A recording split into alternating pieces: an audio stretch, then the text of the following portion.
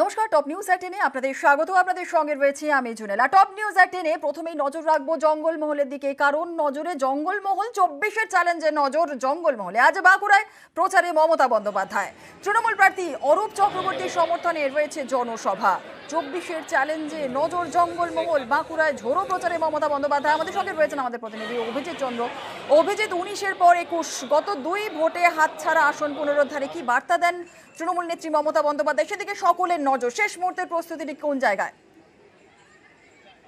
আজকে বাঁকুড়ার রায়পুরে সবুজ সংঘের মাঠে তৃণমূল সুপ্রিমো মমতা বন্দ্যোপাধ্যায়ের জনসভা, বেলা 12টায় জনসভা।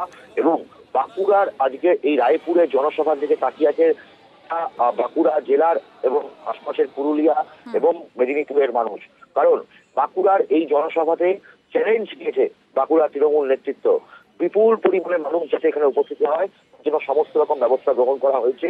পাশাপাশি এই বাঁকুড়া লোকসভা কেন্দ্র গতবার হাতছাড়া হয় তৃণমূল কংগ্রেসের।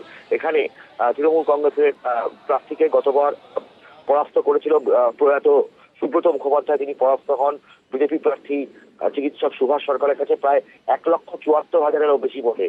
তারপরে 2021-এর বিধানসভা ভোটেও এই বাঁকুড়া লোকসভার যে 7টা বিধানসভা কেন্দ্র আছে তার মধ্যে 4টে বিধানসভা কেন্দ্র বিজেপি হয়েছিল, 3টি তৃণমূল কংগ্রেস জয়ী হয়। তবে পঞ্চায়েত ভোটে এই ক্ষতে অনেকটা প্রলেপ পড়ে, কারণ পঞ্চায়েত ভোটে বাঁকুড়ার বিস্তীর্ণ অংশে তৃণমূলের বিজয় রথ এখানে বিজয় কেতন এখানে উড়েছে। এবং সব থেকে বড় কথা, পঞ্চায়েত ভোটে অনেকটাই তারা সামলে নিয়েছে।